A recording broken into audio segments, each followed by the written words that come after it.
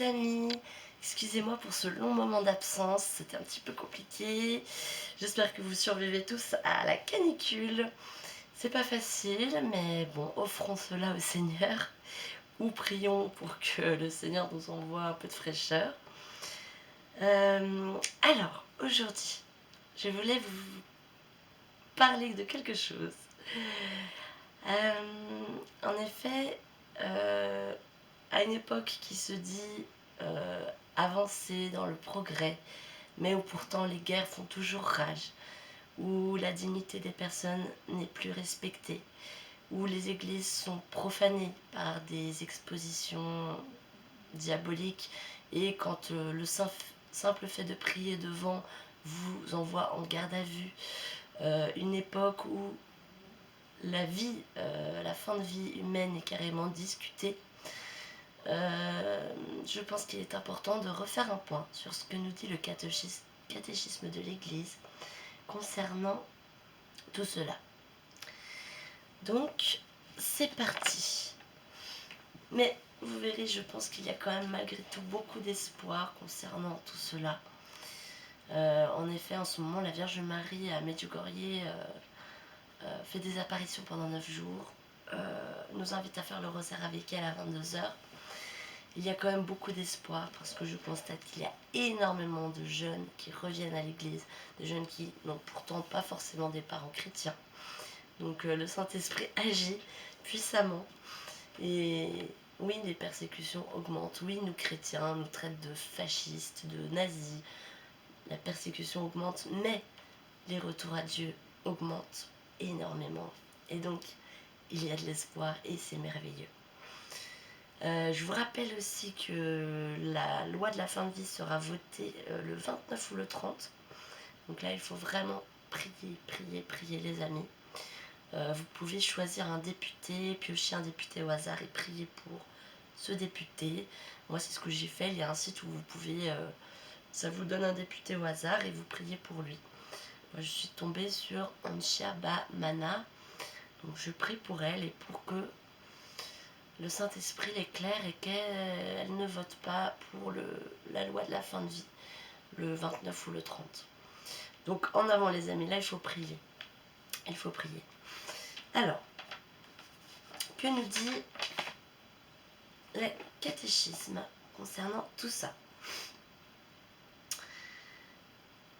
Alors,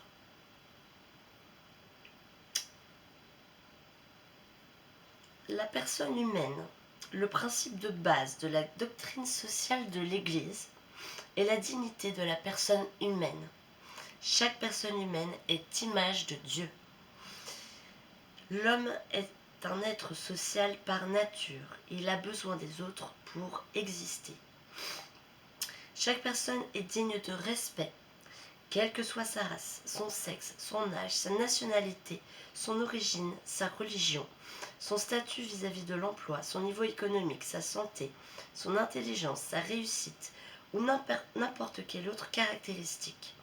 Le simple fait d'être un homme établit la dignité de tout être humain. À cause de cette dignité, la personne humaine n'est jamais, dans l'optique catholique, un moyen mais toujours une fin. Autrement dit, nul ne peut disposer d'une personne comme s'il s'agissait d'un objet. Et je pense que c'est important de le rappeler, pas que au regard de la loi de la fin de vie. À l'époque où le corps est considéré comme un objet, où le corps est vendu, où les femmes vendent leur ventre et vendent leurs enfants, où les jeunes filles vendent leur corps pour se faire de l'argent. Voilà, entre autres, et là je ne fais pas toute la liste, je pense qu'il est important de le rappeler. La personne est une fin en soi. Donc, la doctrine sociale de l'Église, donc, comme je le disais, est fondée sur la personne humaine elle-même. Elle n'est pas une idéologie ni un système, mais une réflexion éthique sur l'organisation de la société. Donc chaque personne est unique, à la fois corporelle et spirituelle, dotée d'une conscience, d'intelligence et de volonté, autonome, capable de décisions libres. Donc la personne est donc l'origine et fin de la vie sociale. La personne humaine, insérée dans ces différentes communautés d'appartenance, est l'origine et la fin de toute la vie sociale. Cette affirmation centrale, sous-jacente aux déclarations des droits de l'homme, a sa racine dans la pensée chrétienne. Dans d'autres contextes culturels, la personne passe quelquefois au second plan, derrière le groupe, l'État, la religion. Le premier principe moral universel est que les êtres humains doivent être traités humainement et que nul, individu ou collectivité, ne peut disposer de la personne d'autrui comme d'une chose. Toutes les personnes ont en commun des inclinations ou tendances fondamentales innées, comme la recherche du bonheur, de tout ce qui est éprouvé comme un bien, la conservation de soi ou de sa propre dignité physique, psychologique, de la sphère privée. Alors là, on voit que tout ça est déjà bien entamé. La sphère privée n'existe plus tant que ça avec les réseaux. L'intégrité physique et psychologique, avec la loi de la fin de vie, ce sera terminé. Sans parler des avortements. Alors, à la recherche de l'union entre l'homme et la femme, la procréation et l'éducation des enfants, le besoin de vivre en communauté, besoin d'affection, d'amitié, d'amour, la recherche de la vérité, à tous les niveaux où accède l'intelligence, et le désir de s'y tenir quand on l'a découverte. Les personnes tendent naturellement à réaliser les potentialités inscrites dans leur être. La personne est un être social par nature. L'être humain a besoin de vivre en société. Ce besoin n'est pas extérieur à l'homme, il ne peut y renoncer. Il est constitutif de lui-même. L'inclination innée à vivre en communauté avec d'autres se réalise dans des cercles concentriques de plus en plus vastes, marqués par la recherche de biens spécifiques à chacun. D'abord, l'union intime de l'homme et de la femme dans le mariage, l'accueil des enfants dans le cercle familial. Ensuite, les amis, les connaissances, les relations professionnelles, les associations librement choisies, la solidarité avec son propre peuple, sa culture, le sentiment national, le sens de l'appartenance, enfin, à l'humanité entière.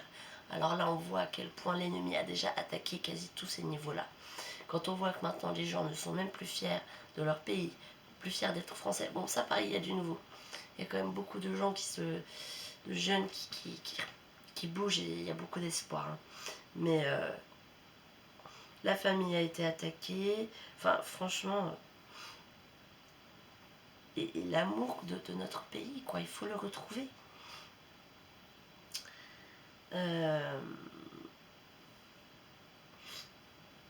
Et pareil, ça je vous le rappelle, hein, je pense qu'il n'y a que la foi chrétienne qui peut permettre de vivre en société, dans la paix, où tout le monde trouve sa place, où tout se passe bien, où il y a de la morale. C'est pourquoi notre pays, enfin l'Europe et tout ça, enfin, a pu construire tant de choses, parce qu'elle était fondée sur les valeurs chrétiennes. La société reposait sur ces valeurs, cette morale. Et c'est pour ça qu'on a pu se construire. Là, on lâche tout, on voit bien ce que ça donne en très peu de temps. En très peu de temps.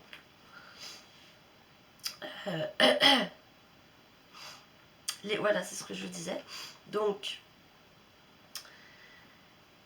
les principes et les valeurs éthiques ont leurs racines dans la structure même des êtres humains, formulées par les diverses médiations culturelles et visent toujours à l'humanisation de l'homme. L'égalité fondamentale de tous les êtres humains. Donc ça, évidemment. Mais bon, toujours bon à rappeler, hein, nous sommes tous égaux. Donc tout être humain est une personne. Saint Jean XXIII, dans son encyclique Pacem in Terris en 1963, disait « Le fondement de toute société bien ordonnée et féconde, c'est le principe que tout être humain est une personne, c'est-à-dire une nature douée d'intelligence et de volonté libre. Par là même, il est sujet de droits et de devoirs, découlant les uns des autres, ensemble et immédiatement, de sa nature, aussi sont-ils universels, inviolables, inaliénables. » Et ça, c'est pareil, on le constate également Les gens n'ont plus d'engagement dans la société. Les gens ne veulent plus donner de leur personne pour que ça marche. Quand on parle des droits et des devoirs, alors les droits, ça on sait les garder, mais alors les devoirs, c'est de moins en moins.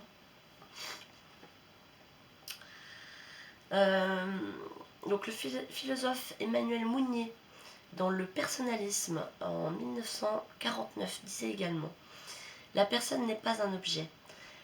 Elle est même ce qui, dans chaque homme, ne peut être traité comme un objet. Voici mon voisin. Il a de son corps un sentiment singulier que je ne puis éprouver. Mais je puis regarder ce corps de l'extérieur, en examiner les humeurs, les hérédités, les formes, les maladies. Bref, le traiter comme une matière de savoir physiologique médical. Il est fonctionnaire et il a un statut de fonctionnaire, une psychologie du fonctionnaire que je puis étudier sur son cas, bien qu'il ne soit pas lui tout entier et dans sa réalité compréhensive. Il est encore de la même façon un Français, un bourgeois ou un maniaque, un socialiste, un catholique, etc. Mais il n'est pas un Bernard Chartier. Il est Bernard Chartier. Les 1000 manières dont je puis le déterminer comme un exemplaire d'une classe m'aident à le comprendre et surtout à l'utiliser, à savoir comment me comporter pratiquement avec lui. Mais ce ne sont que des coupes prises chaque fois sur un aspect de son existence. 1000 photographies échafaudées ne font pas un homme qui marche, qui pense et qui veut. Le meilleur des mondes d'Huxley est un monde où des armées de médecins et de psychologues s'attachent à conditionner chaque individu selon des renseignements minutieux. En le faisant du dehors et par autorité, en les réduisant tous à n'être que des machines bien montées et bien entretenues, ce monde surindividualisé est cependant l'opposé d'un univers personnel. Car tout s'y aménage, rien ne s'y crée, rien n'y joue l'aventure d'une liberté responsable. Il fait de l'humanité une immense et parfaite pouponnière. Je ne sais pas si vous avez lu ce livre, il est extraordinaire, je l'ai lu plusieurs fois. Aldous Huxley, Le meilleur des mondes. Incroyable, incroyable. Cet homme était un visionnaire, hein. Il a imaginé une société futuriste et hélas, on y est quoi. On y est quasi, enfin, presque, franchement. Alors, Jacques Maritain, dans Humanisme intégral, en 1936. C'est grâce au christianisme que nous disposons de la notion philosophique de personne. Pour la pensée médiévale, l'être humain était une personne, et l'on doit remarquer que cette notion de personne est une notion qui s'est dégagée et précisée grâce à la théologie. Une personne, c'est un univers de nature spirituelle, doué de la liberté de choix et constituant un tout indépendant face au monde. Ni la nature, ni l'État ne peuvent mordre sur cet univers sans sa permission. Et Dieu même, qui est et agit au-dedans, y agit d'une façon particulière et avec une délicatesse particulièrement exquise, qui montre le cas qu'il en fait. Il respecte sa liberté, au cœur de laquelle il habite cependant. Il la sollicite, il ne la force jamais. J'ai envie de dire que ce que fait Dieu, notre État ne le fait pas, enfin ne le fait plus. Le respect de notre liberté, tout ça, ça fait bien longtemps que notre société, notre État ne le fait plus. Hein. Bref, continuons. Nous sommes faits les uns pour les autres. Et ça, les amis, il faut absolument renouer notre amour du prochain. Là, on va regarder, on est tous en train de se faire la guerre. Le monde éclate dans les conflits, la haine, la rage. Mais enfin, aimons-nous les uns les autres, bon sang. Arrêtez de critiquer votre collègue, votre voisin. Aimez, aimez les amis. Où est-ce qu'on va si on continue comme ça, les amis? La France, c'est terminé. Où va-t-on? Où va-t-on? Un monde interdépendant. On appelle bien commun l'ensemble des conditions de la vie en société qui permettent aux personnes d'atteindre leur pleine potentialité et de réaliser leur dignité humaine. Parmi ces conditions, il convient de nommer le respect des hommes, le bien-être et le développement social du groupe, et le maintien de la paix et de la sécurité par l'autorité publique. Aujourd'hui, dans un âge d'interdépendance globale, le principe du bien commun conduit aux besoins de structures non seulement nationales, mais aussi internationales, seules aptes à promouvoir le développement des personnes et des familles. L'engagement solidaire. La doctrine sociale de l'Église proclame que les hommes sont les gardiens les uns des autres. Où qu'ils se trouvent, nous formons une seule famille humaine. Pratiquer la vertu de solidarité signifie qu'aimer son prochain comporte des dimensions globales. Dans un monde interdépendant, la solidarité nous appelle à mettre en commun tous nos efforts pour plus de justice. Il faut qu'on se lève, les amis. Il faut vraiment qu'on se lève. Vraiment. Alors, quand le sens de la communauté s'affaiblit, le souci du bien diminue. C'est ce que nous vivons. Un bon souci communautaire est l'antidote à un individualisme effréné. Donc voilà, le souci communautaire. C'est ça qu'il faut qu'on fasse. Un individualisme effréné qui peut détruire l'équilibre, l'harmonie et la paix au sein des groupes, des voisinages, des régions et des nations. Nous devons toujours avoir le souci d'aider les plus pauvres et les plus vulnérables. La parabole du jugement dernier nous enseigne que nous serons jugés pour ce que nous aurons fait pour soulager les affamés, les malades, les sans-logis, les prisonniers.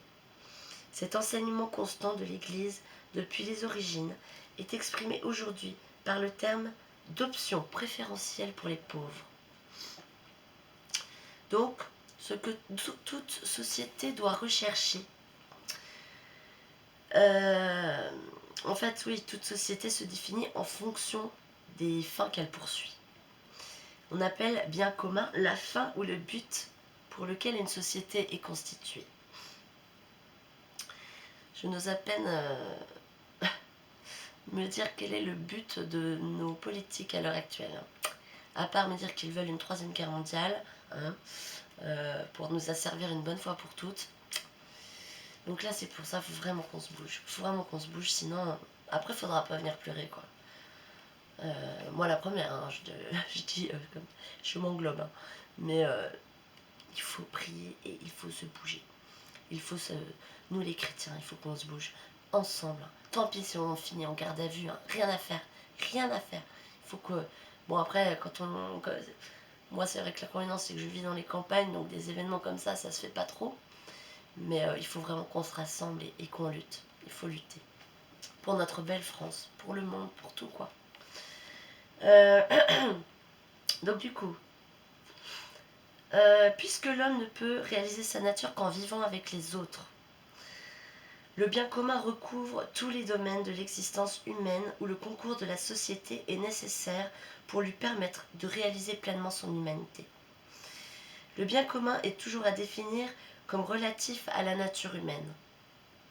Au-delà des intérêts du groupe, ethnique, professionnel ou autre, le bien commun n'est véritablement le patrimoine de tous les membres d'une société donnée que s'il représente la satisfaction des besoins inhérents à tout homme. Donc, le bien commun est la raison d'être de la société. Ça, on l'a oublié, les amis. On l'a oublié. Et le bien commun, ce n'est pas la somme des biens ou des intérêts individuels. Il possède une consistance propre, car la société comme telle peut être amenée, pour survivre ou vivre mieux, à demander des sacrifices aux individus. Bon, après, je vous parle pas de... S'ils nous demandent de vider nos comptes PEL pour aller financer leur guerre, on est d'accord que... Voilà.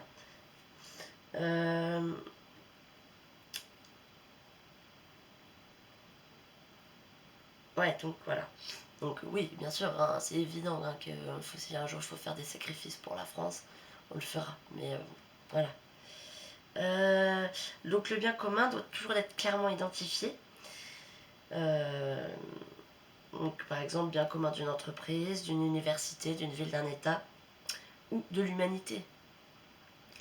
Le bien commun inclut donc tous les biens physiques, économiques, intellectuels, artistiques, spirituels qui ne sont accessibles à l'homme que grâce à la société.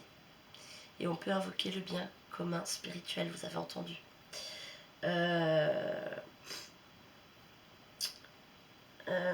On peut dire que le bien commun, donc, est l'ensemble des conditions sociales qui permettent aux personnes et aux communautés humaines d'atteindre, grâce à leur insertion dans la société, leur plein épanouissement.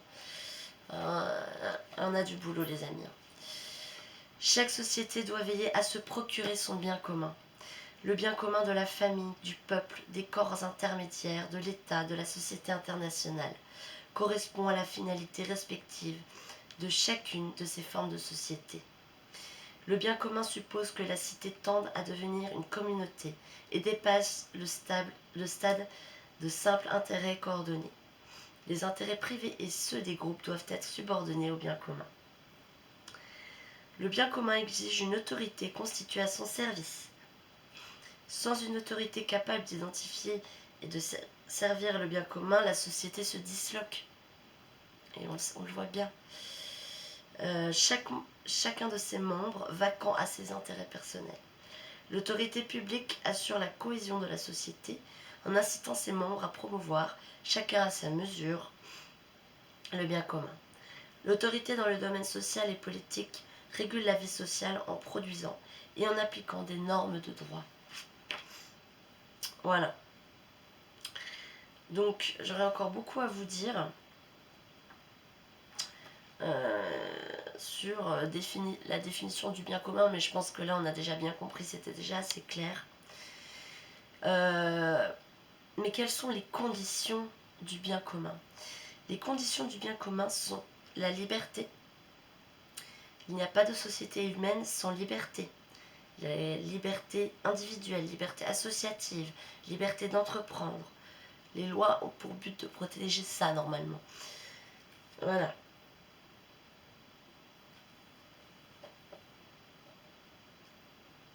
Donc voilà, je pourrais vous dire beaucoup de choses sur la liberté, mais ça va être trop long, donc j'avance. Donc, condition du bien commun, la liberté. Deuxième point, la vérité. Alors là c'est ce qui manque cruellement à notre société maintenant. Donc voilà, chercher la vérité, c'est ouvrir l'esprit à ce qui est. Comme ce qui est infini et complexe, nul ne peut prétendre connaître la vérité tout entière, de manière définitive et exclusive. Mais même si elle est fragmentaire, hein, la vérité,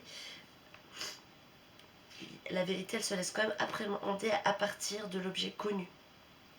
Vérité d'ordre physique et au-delà de la physique. Donc la recherche de la vérité, c'est une tendance fondamentale de la nature humaine. Mais bon, bref, je m'attarde pas. Troisième point, la solidarité. Donc liberté, vérité et solidarité. Ensuite, la justice. Voilà les 4 points pour que le bien commun fonctionne. Société bien ordonnée.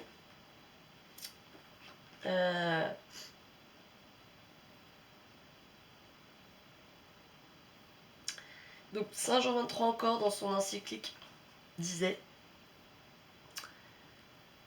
voilà pourquoi une société n'est dûment ordonnée, bienfaisante, respectueuse de la personne humaine, que si elle se fonde sur la vérité, selon l'avertissement de saint Paul.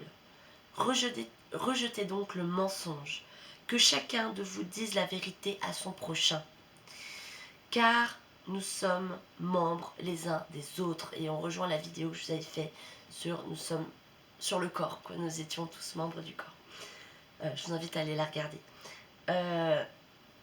Donc cela suppose que soient sincèrement reconnus les droits et les devoirs mutuels. Cette société doit en outre reposer sur la justice, c'est-à-dire sur le respect effectif de ses droits et sur l'accomplissement loyal de ses devoirs. Elle doit être vivifiée par l'amour, attitude d'âme qui fait éprouver à chacun comme sien les besoins d'autrui, et lui fait partager ses propres biens et incite à un échange toujours plus intense dans le domaine des valeurs spirituelles. Cette société doit enfin se réaliser dans la liberté, c'est-à-dire de la façon qui convient à des êtres raisonnables, faits pour assurer la responsabilité de leurs actes. La vie en société, vénérables frères et chers fils, doit être considérée avant tout comme une réalité d'ordre spirituel. Elle est en effet échange de connaissances dans la lumière de la vérité, exercice de droit et accomplissement de devoirs, émulation dans la recherche du bien moral, émulation dans la noble jouissance du beau, en toutes ses expressions légitimes, disposition permanente à communiquer à autrui le meilleur de lui-même et aspiration commune à un constant enrichissement spirituel. Telles sont les valeurs qui doivent animer et orienter toute chose. Activité culturelle, vie économique, organisation sociale, mouvement et régime politique, législation et toute autre expression de la vie sociale dans sa continuelle évolution. L'ordre propre aux communautés humaines et d'essence morale, en effet, c'est un ordre qui a pour base la vérité, qui se réalise dans la justice, qui demande à être vivifié par l'amour et qui trouve sa liberté dans un équilibre sans cesse rétabli et toujours plus humain. Donc Dieu est donc le fondement objectif de l'ordre moral. Voilà. Et donc pour achever la création, il faut... le travail a une place très importante. En gros, il faut accomplir son travail dans le plan de Dieu. Il faut savoir que là où Dieu vous a planté, enfin disons que là où vous vivez, là où vous êtes né, là où vous vivez, là où vous êtes, c'est là où Dieu veut que vous soyez. Et c'est là qu'il faut que vous donniez du fruit, que vous fleurissiez. Et le travail a de grandes vertus. Le travail est important. Voilà.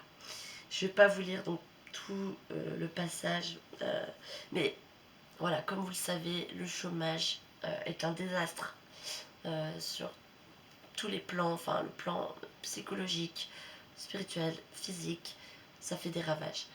Le travail c'est important pour se sentir bien, pour voilà. Et voilà, collaborons à l'œuvre de Dieu, mes amis. Le travail en fait partie. Le travail en fait partie. Mais ça, voilà, je garde ça pour un autre peut-être sujet. Si ça vous intéresse, je pourrais faire un sujet sur le thème du travail. Voilà, moi maintenant j'ai décidé de faire une série de vidéos qui reprend un petit peu justement plus la doctrine de l'Église catholique, plus le catéchisme, de façon simple et claire. Mais je pense qu'à cette époque où on est perdu, où toute information est diluée, il est important de remettre l'Église au centre du village. Et voilà, c'est pour ça que j'ai commencé avec cette vidéo fondamentale de base qui traite de notre société et du bien commun et de ce qu'il faut qu'on fasse, les amis. Voilà, je trouve que ça éclaire et que ça nous permet de nous recentrer sur ce qui est très important si nous voulons redresser notre beau pays, la France et le monde, parce que ça se limite pas à notre petit nous, hein, il faut élargir bien sûr, mais je pense que dans l'immédiat, il faut sauver notre pays. Surtout que nous avons une mission importante à la fin des temps, enfin dans les prophéties. C'est nous qui allons répandre à nouveau le message du Christ dans le monde. Nous rayonnerons par notre foi. Donc il faut commencer le travail dès maintenant, les amis. Voilà. J'espère que cette vidéo vous a plu, que ce n'est pas trop long, pas trop lourd. Voilà, dites-moi ce que vous en pensez, car j'ai prévu de vous faire plusieurs vidéos comme ça. Donc les amis, n'abandonnons pas la prière, les choses bougent énormément. Alors elles bougent négativement, mais à côté de ça, la grâce abonde. Et moi je suis pleine d'espoir, parce que oui, on est de plus en plus persécutés, oui, on est traité de nazis, de fachos, mais à côté de ça, il y a des milliers de jeunes qui reviennent à Dieu avec une foi ardente et qui veulent faire bouger les choses. Donc les amis, ne lâchons rien, les choses bougent et c'est génial. Donc c'est pour ça, maintenant, reprenons les choses en main, redressons notre pays, prions et n'ayons pas peur. N'ayons pas peur, même si on se fait arrêter comme ceux qui faisaient des Je vous le salue Marie devant leur église, qui ont été mis en garde à vue. Enfin, garde à vue, ça n'a pas dû être très... Je sais pas si ça fait de la garde à vue, mais en tout cas, ils ont été arrêtés, les policiers les ont emmenés. N'ayons pas peur. De quoi aurions-nous peur? On s'en fiche. On s'en fiche. Voilà. Allez les amis, je vous fais des gros bisous. Que Dieu vous bénisse, que Dieu vous garde, que le Saint-Esprit envoie son feu sur vous, que le Saint-Esprit recouvre la France et ouvre les âmes à la vérité du Christ. Seigneur, je te prie pour tous les députés qui vont devoir voter cette loi pour la fin de vie. Au nom de Jésus-Christ, je bloque cette loi. Au nom de Jésus-Christ, je romps ces chaînes mauvaises. Au nom de, par le sang de Jésus, je dis que cette loi ne sera pas votée. J'ai ainsi prié, ainsi soit-il. Voilà, les amis, je vous encourage à prier comme ça, à déclarer, ne pas dire au Seigneur s'il te plaît fais ça, il faut déclarer, dire je déclare au nom de Jésus-Christ que les démons soient chassés. C'est comme ça qu'il faut prier et croyez que votre prière est exaucée. C'est comme ça que ça marche, c'est comme ça la foi. C'est pas dire Seigneur s'il te plaît fais que si ça, non. Si vous avez la foi, c'est au nom de Jésus-Christ, je déclare que cette loi ne passera pas. Voilà. Amen. Amen les amis. Allez, je vous souhaite bon courage pour la chaleur. Hydratez-vous, faites attention au soleil. Voilà, je vous fais plein de gros bisous. À bientôt. Mouah.